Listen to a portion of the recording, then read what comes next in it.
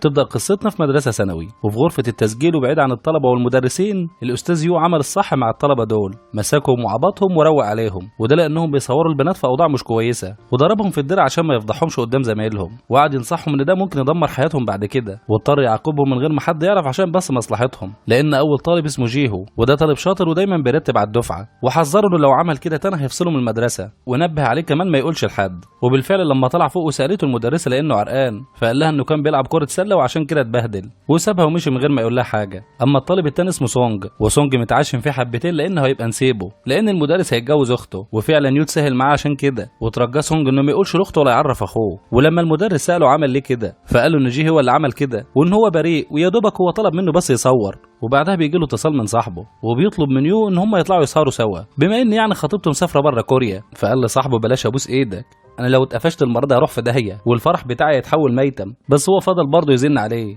ويغرب الموزز اللي هيشوفها هناك، لحد ما في الاخر راح معاه. وهناك اتفاجئوا ان البنات اللي كان متفق معاهم ادوا له بومبا، فقعد يعتذر له ويقول له ثواني بس وهروق عليك من تاني. وفي نفس اللحظه يجي له اتصال فيديو من خطيبته سون، فقال له اطلع بسرعه كلمها بره. فطلع من نايت كلاب وهو بيجري على اخره عشان ما تكتشفش البلاوي اللي بيعملها. واول ما قعد على كافيه محترم رن عليها فيديو، بس هي للاسف ما ردتش. وفي نفس اللحظه بعت له الطالب جي رساله وبيقول له انه فهم الدرس بعد العلقه اللي خدها، وبعت له كمان هديه عشان يشكره بيها. ففرح المدرس بتصرفه، وبعدها رجع لصاحبه تاني في النايت كلاب، وهناك اتفاجئ ان في بنتين مستنيينه في المكان. لقوا كمان في واحده منهم مقابلاه بشوق قوي وكانها تعرفه من سنين، بس دخل قاعد معاهم وهو مخضوض وقلقان، لان في واحده من البنتين جميله جدا، ومتاكد ان ده مش ذوق صاحبه، لانه واثق في صاحبه قوي وعارف ان ذوقه زباله، ولانه حاسس انه مش مرتاح فقرر انه مش هيشرب ومش هيتقل في الشرب، وبيفكر كمان يسيب لهم المكان ويمشي قبل ما خطيبته ترن عليه تاني، وده لانه خايف يخسر حياته المهنيه. بالاضافه كمان حبيبته اللي هتطير، بس البنات كانوا اقوى من تفكيره وغلبوا شيطانه وفضلوا يشربوه لحد ما تاه. بالاضافه ان هم حطوا له كمان حاجه في الكاس بتاعه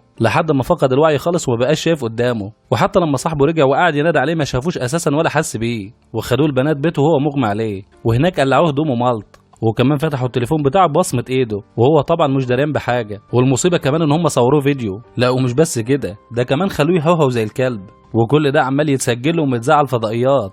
ويا دوبك قام من نومه لسه مش شايف قدامه، لقى ان بنت منهم نست الكمامه بتاعتها، وقعد كمان يدور على تليفونه بس ما لقاهوش. ولما جه يدخل الحمام لقاهم كاتبين له على المرايه نباح، بس هو طبعا مش فاهم ولا فاكر اللي حصل امبارح، لحد ما جات له المفاجاه اللي كانت هتوقع قلبه، لان خطيبته سون وصلت من السفر. فاول ما شافها اتصدم واتوتر، وطلع بسرعه يلم الكراكيب والبلاوي اللي في الشقه، ودخل بسرعه عشان يمسح اللي موجود على المرايه، بس للاسف ما قدرش يمسحه. فطلع بسرعه من الحمام عشان يلحق يجهز نفسه قبل ما تدخل عليه وتقفشه. ودخلت له الشقه كده وهي قلبه وشها، لانه اتاخر على ما فتح لها، وحضنها كمان عشان يقول لها انها وحشته، بس هي طلعت مصيبه وقالت له انت شكلك كده عامل بلوه وعشان كده عمال تتمحلس. فقال لها ما اقدرش، ده انا اكسر القانون وما اقدرش اعيش من غيرك. بس هي ما صدقتوش وبرضه دخلت تفتش في الشقه لانها حاسه ان في حاجه غريبه بتحصل. فراح بسرعه على الكمام وخباها في بنطلونه، ورجعت له تاني وهي بتقول له من ساعه ما طلعت من ايطاليا وانا برن عليك، بس سيادتك مطنشني ولا معبرني. فقال لها انه مش لاقي تليفونه، وفجاه شمت ريحه غريبه وقربت منه وهي بتشمشم في هدومه، وسالته عن البرفم الزباله اللي هو حاطه، وعشان يهرب من السؤال فقال لها انه سكر جامد امبارح، ولما صاحبه رجعه امبارح فلقط منه، ولانه سدد لها كل المخارج فقررت انها تدخل الحمام. فلحقها بسرعه قبل ما تدخل وتكتشف البلوه اللي موجوده جوه، وقال لها ان صاحبه ذروت الحمام جوه، فاتقرفت وما دخلتش وسابها وطلع على صاحبه عشان يحكي له اللي حصل له امبارح، وقال له كمان ان تليفونه اتسرق، ولما جه يرن عليه لقاه مقفول. فصاحبه بسرعه فرمت له التليفون عن بعد، وبداوا يطمنوا شويه، ولان صاحبه عارف عنه كل حاجه فبدا يشك في حماه ان هو اللي عمل كده، وخصوصا انه اترفض قبل كده لانه من عيله فقيره، وما وافقش عليه لما سون اضربت عن الاكل، فاكيد خطط انه يبوظ الجوازه، واكيد ان هو اللي اجر البنتين دول عشان يعملوا معاه كده، وخصوصا ان حماه عنده صاله قمار كبيره، ولما راح لهم تاني قعد يبص الحماه من تحت لتحت، وواضح جدا ان حماه مش طايقه اساسا. وفي نفس الوقت يجيله اتصال وهو قاعد معاهم، ولانه جاله من رقم مجهول فكنسل، بس الرقم رن عليه تاني، فحماه قال له ما ترد على التليفون، فاضطر يرد هو قلقان وخايف، والشخص اللي كلمه قال له روح الحمام دلوقتي عشان ملامحك ما تفضحكش قدام خطيبتك. فقفل معاه واعصابه بايظه، ولما سالوه مين اللي بيكلمه فقال لهم ان رئيس القسم في المدرسه، بس المفاجاه ان اخوها سونج ضحك على كلامه واستاذنهم بسرعه عشان يروح الحمام عشان يشوف المصيبه اللي طبت على دماغه. وراح سونج عشان يوصله للحمام، فطلب منه يمشي وما استناهوش لانه معدته بايظه وهيزرط الدنيا، فقال له خد راحتك يا نسب. وبالفعل رن على الرقم تاني وطلب منه 33 مليون. ولما جه يساله انت مين فقال له من الاخر انا واحد عارف عنك كل حاجه، وبلاش تتصل بالشرطه لافضحك قدام الدنيا كلها. ويا دوبك قفل معاه جات له رساله، ولما فتح الرابط اتفاجئ بالفيديو بتاعه وشاف نفسه وهو بيهوهو في الفيديو، فاول ما شاف الفيديو اتصدم وتوتر وما بقاش عارف يتصرف ازاي، وخصوصا انه مش عارف مين اللي بيعمل معاه كده. فرجع لصاحبه من تاني واعصابه كلها بايظه ومستغرب هم ليه بيعملوا فيه كده، واستغرب اكتر ليه طلبوا 33 مليون وما طلبش مثلا 330. وعشان كده اول واحده جت في باله انها ممكن تكون عملت فيه كده بنت اسمها يونج، واللي خدت منهم تعويض من 7 سنين بنفس المبلغ ده برضه 33 مليون، وانها اكيد عملت كده عشان تنتقم منه، عشان تدوقه من نفس الكاس اللي هو دوقه لها قبل كده. وهنا راح مع خطيبته سون عشان توري له فستان الفرح، بس المفاجأة ان البنت اللي بتجهز لها الفستان هي نفس البنت اللي صورته فيديو. فاول ما شافها اتصدم وهي عماله بتضحك له، وطلع ان ده كله كان تهيؤات، لان البنت جننته وعملته دربكه في دماغه. وقعدت خطيبته تكلمه عن تجهيزات الشقه، بس هو قاعد معاها ومش معاها اساسا، ولانها حست انه سرحان ومش معاها فقالت له فوق يا سيد الناس، ده انا عديت الدنيا كلها عشانك، فارجوك بلاش تغزلنا قبل الفرح. فطمنها وقال لها مش هغزلك ما تقلقيش. وفي نفس الوقت يجي لها اتصال من رقم مجهول، فخاف وقال لها بلاش تردي، ولانها شاكه فيه اساسا فردت وقال لها كلمتين وقفل على طول. وطلع انه قال لها تقول له ان يتبرع بحاجته القديمه في صندوق الزباله اللي ورا الفيلا، فشك انه نفس الشخص اللي كلمه قبل كده وطلب منه الفلوس، لانه قال له قريب هعرفك المكان اللي هتحط بيه الفلوس، ولانه خايف طبعا يتفضح فراح حط له الفلوس على طول في صندوق الزباله، بس حوطوا المكان كله بالكاميرات عشان يعرفوا مين اللي بيعمل معاه كده. واثناء ما هم مركزين جالهم جيهو طلع عليهم البلا، ولما سالوا انت بتعمل ايه هنا، فقالوا انه عايش في نفس المكان ده، وودعهم وسابهم ومشي. وبعد ما تعبوا من كتر الانتظار وصل اخيرا واحد عند صندوق الزباله، واول ما مسك كيسه الفلوس نزلوا له جري وخدوا منه الفلوس قبل ما ياخدها، وسالوا مين اللي بعته وشغال مع مين. والمفاجاه ان هم لما جم يفتحوا كيسه الفلوس اتفاجئوا ان الفلوس اتحولت ورق، فبقوا واقفين مصدومين هما الاتنين ومش مصدقين اللي بيحصل. والمفاجاه ان في نفس اللحظه كان في واحد تاني بيصورهم، ولما رجعوا صاحبه بدأ يشكك في الطالب اللي قابلوه، بس ما شكش فيه لحظة لأنه عارف إنه طالب شاطر ومستحيل يعمل كده. والمفاجأة إنه بدأ يشك في صاحبه لأنه كان متعود ياخد منه فلوس، بس بقاله فترة ما بيستلفش منه. وأثناء ما هما الاتنين متوترين وأعصابهم بايظة جاله اتصال تاني، وطلع إنه نفس الشخص اللي بيبتزه وطلب منه برضه 33 مليون تاني. ولما حاول يعرف منه هو مين قفل في وشه السكة تاني، وبقى قاعد هيتجنن وبيكلم نفسه، ورجع المدرسة تاني هو تايه، لدرجة انه ساب الحصة خالص وهو بيفتكر بلاوي زمان. وطلع انه كان خاطب بنت اسمها يونج قبل كده، وللأسف كان مصورها فيديو وهي معاه، وللأسف الأكبر ان الفيديو انتشر على النت، وبقت البنت فضحتها بجلاجل، وقال لها انه ما قصدش حد يشوفه وان الجهاز بتاعه اتعطل، فصاحبه خده عشان يصلحه له، فاللي صلحه خد الفيديو من عليه ونشره. بس من حسن الحظ ان وشه ما كانش ظاهر في الفيديو، وقعد يتاسف لها ويعتذر لها على اللي حصل، بس للاسف الاعتذار مش هيرجع حاجه ولا شرفها اللي اتمرمط في الطين.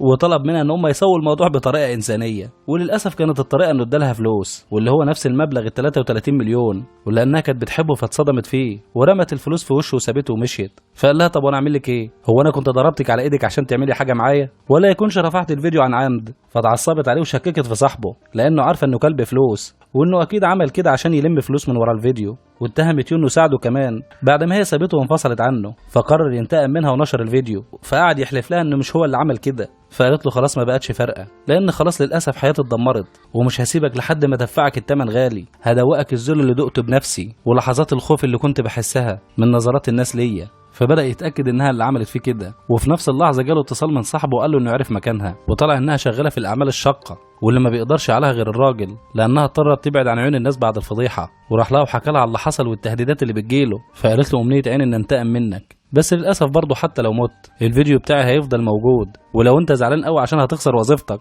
وإن فرحك هيتلغي فشوف لك تربة وندفن فيها، لأن من الآخر مش أنا. وفي نفس اللحظة يوصل الراجل بتاعها واللي ما شاء الله عامل زي الهضبة، واللي مسكه واداله علقة محترمة ما كلهاش حرامي جزم في جامع، بعد ما عرف ان هو اللي عمل فيها كده، لدرجة كمان كان هيقتله لحد ما هي اللي منعتها عنه. وبعد ما اتاكد ان يونج بره الموضوع راح بلغ الشرطه بالتهديدات اللي بتجيله، وطلب من الشرطه انهم ما يعرفوش خطيبته. وهنا بنشوف جيهو في الفصل واستأذن من المدرسه بتاعته يروح الحمام، وخرج من الفصل وهو منهار من العياط. والمفاجاه انه ما راحش الحمام، ده راح المكتبه، وفي نفس التوقيت في مدرسه عرفت بالفيديوهات اللي كان بيصورها جيهو وواجهت المدرس يوبيها، وخصوصا كمان لما عرفت انه عاقبه في الديره من غير ما يعرف المدرسه، فحاول يقنعها انها غلطه ومش عشان غلطه نضيع مستقبله، وترجاها كمان انها ما تقولش لحد ويعدوا الموضوع ليه. وفي نفس اللحظة يسمعوا الطلبة كلها بتصرخ، وده لأن جيهون انتحر ورمى نفسه من المكتبة، فالمدرسة كلها اتقلبت، ومن حسن حظه إنهم قدروا يلحقوه. وكان وقتها المدرس قلقان عليه جدا، ولما راحت له المدرسة زميلته عشان تطمن على حالته سابها ومشي حتى من غير ما يعبرها، لأنه من شوية كانت عايزة تضيع مستقبله ودلوقتي جاية تطمن عليه. وسابها وراح للمكان اللي انتحر فيه جيهو، وبدأ يشك ان التهديدات اللي بتجيله لها علاقة بجيهو. وفي نفس اللحظة رنت عليه الشرطة عشان يبدأوا يتتبعوا الشخص اللي هيكلمه، والمفاجأة ان الشخص ده عرف ان الشرطة جنبه وسمعه نفسه وهو بيهوهو في الفيديو وقال له جيم اوفر يا غبي، وعلى طول فضحه بالفعل وبعت الفيديو لحماه، وبعده كمان لخطيبته مع واحدة. فخطيبته اول ما شافت الفيديو اتصدمت، ويا دوبك هو لسه خارج من المدرسة لقى 2 رجالة شاقطينه، ولما فكر يهرب منهم لقى حماه في وشه وقال له انه شاف الفيديو والبلاوي بتاعته فلسه هيستسمحه ويترجاه، خلى رجالته يرموه في النهر. وقبل ما يرموه قعد يترجاه كتير انه يسامحه، بس حماه مش فارق معاه كل الكلام ده لانه اساسا مش طايقه من سنين، وكل اللي فارق معاه سمعه بنته. وساله اذا كان مصورها هي كمان، فقال له وهو مرعوب منه انه مفيش غير الفيديو ده وبس. وفي نفس اللحظه جاله اتصال من بنته وقالت له انها تسيبه في حاله لانها خلاص رمت طوبته ورمته في الزباله، وانها كمان هتسيب البلد وهتسافر امريكا. وهو ده اساسا اللي كان خايف منه. والمصيبه الاكبر انه كان مصور سون هي كمان وهي معاه، وبقى خايف ومرعوب ان الفيديو بتاعها ينتشر، وساعتها ابوها مش هيرحمه، وبدا يطلب من صاحبه انه يشوف الموزعين اللي بتوزع الفيديوهات الزباله دي. والمفاجاه ان كان في حد بيتصنت عليه اساسا وسامع كل خطواته وترتيباته. ولما رجع المدرسه واثناء ما هو بيشرح في الحصه اتفاجئ ان الطلبه بتوعه كلهم بيتفرجوا على الفيديو بتاعه مع سون، وبقى كلهم ماسكينه مسخره. فاتصدم وحس انها النهايه، وفي النهايه طلع ان ده كابوس. ولما الشرطه دورت وراه هو كمان طلع انه كان عليه قضيه من 7 سنين لما خطيبته القديمه اتهمته انه صورها من غير ما تعرف. ولما حس انه ما بقاش كفء كمدرس قدم استقالته في المدرسه، ولمته زميلته المدرسه انه ساب الوظيفه بالطريقه دي، فقال لها انه كان مسؤول عن الطالب جيهو وبعد اللي حصل له فكان لازم يستقيل. فقالت له بس هو اللي عمل في نفسه كده، واللي استرجل وعمل نفسه راجل يشيل تمن رجولته. وقالت له كمان ان جيهو بعت لها رساله قبل ما ينتحر وقال لها فيها انه كان بيتمنى يكون مخرج وانه هيتحمل مسؤوليه الفيديوهات اللي صورها، وعشان كده لازم ندور على تليفونه. وفي نفس الوقت جاله اتصال من الرقم المجهول برضه، فدخل الحمام بسرعه عشان يكلمه وقعد يشتم فيه وبيساله هو مين. فقال له اهدى على نفسك وهدى اعصابك، ده احنا لسه بنسامي وايامك جايه سودا. وقفل في وشه السكه تاني، فيوق اعصابه باظت اكتر واسودت في وشه اكتر. وبالصدفه في الحمام شاف صوره البنت اللي كانت صورته، ولما دور وراها عرف اسمها، وطلعت انها واحده صايعه من مشاهير التيك توك واللي شغلتهم كبسوا عشان ياخدوا الهدايا من الصيع اللي بيتنشأوا يشوفوا ضفر بنت، وعشان يوقعها بعت لها هديه غاليه. واول ما وصلتها الهديه ريله على طول وطلب منهم كمان ان هو يقابلهم. فراحوا انتظروه في المكان بس هو ما راح لهمش لانه كان مستنيهم بره وبيراقبهم. واول ما وقفوا عند اشاره وفي حته مقطوعه والدنيا هاديه ثبتهم هما الاثنين بالمسدس اللي معاه، فخافوا منه وقعدوا يترجوه يسامحهم لانهم اساسا مش فاكرينه. ففكرهم بنفسه وعلى اللي عملوه معاه. فقالت له ان في واحد منهم طلب يصوره بالوضع ده بس للاسف ما يعرفوش الشخص نفسه. وبعد البحث الكتير في تليفونه اكتشف ان تليفونه اتهكر من خلال الهديه اللي كان بعتها له جيهو. فبقى هيتجنن اكتر لان لو جيهو هو اللي كان بيعمل فيه كده، طب مين اللي كان بيهدده بعد ما جيهو دخل المستشفى؟ وايه اللي خلى جيهو اساسا ينتحر؟ فبدا يدور على تليفون جيهو يمكن يلاقي فيه اي معلومه توصله لحاجه. بس المفاجاه ان والدته قالت له ان هم مش لاقيينه اساسا، وانه في اخر فتره كان بيكلم واحد دايما، فتاكد ان في حد اكبر من جيهو وان في موزع كبير مشغله، ودلوقتي كمان بيدور على تليفونه. وعشان كده قرر ان هو يعمل له كمين، وخصوصا ان هو عارف ان الشخص ده بيتصنت عليه. والكلام ده كان بالاتفاق مع المدرسه زميلته. وسالها عن الرساله اللي سابها لها جيهو قبل ما ينتحر، فقالت له ان الرساله كان فيها تلميح ما فهمتوش، وقالت له على رقم وهم اساسا اللي كاتبينه لها. وطلع ان الرقم ده موجود اساسا في المكتبه. وبالفعل وقع الشخص ده في المصيده وراح هناك بسرعه عشان يدور على تليفون جيهو. وفي اللحظه دي ظهر له المدرس وهو بيقول له انا عرفت انك بتدور على تليفونه، وساله هو متعصب وبيشتمه هو ليه بيعمل فيه كده. وهنا كانت المفاجاه،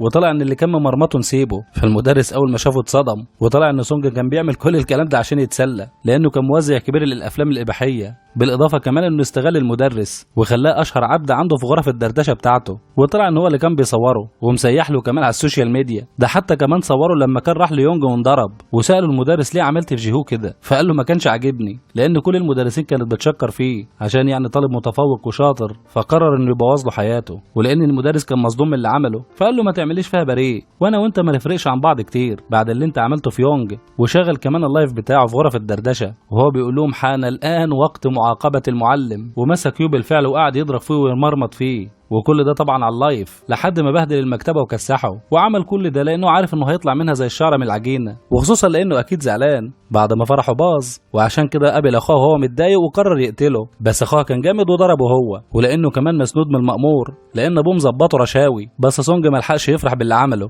لانه جاله برضه اتصال من رقم مجهول، بس الاتصال المره دي كان من سونج والشرطه موجوده جنبه، وقال له ان المكان كله مترشق كاميرات وان كل اللي اعترف بيه اتسجل للشرطه، يعني خلاص هيلبس اسود. وفي النهايه اتسجن سونج وراح ليو عشان يزوره. فدخل عليه المجنون وهو بيضحك على اخره لانه عارف ان والده عظمه تقيله ومسنود، وطلب منه ان هو يكتب له التماس عشان يعني يخفف عنه العقوبه. وقال له نفس الجمله اللي قالها ليونج قبل كده، وقال له يا ريت نسوي الامر بطريقه انسانيه عشان يتحقق حديث النبي عليه الصلاه والسلام كما تدين تدان، واللي عمله زمان في خطيبته اتعمل فيه. فقعد يبص له وهو مصدوم، وهو حاسس نفسه قد ايه كان حقير، وان المفروض ان هو كمان يكون في نفس مكانه بعد ما دمر حياه بني ادم قبل كده. وبكده تخلص قصتنا. اتمنى في النهايه تكون عجبتكم، وانتظرونا في ملخص جديد ان شاء الله. سلام.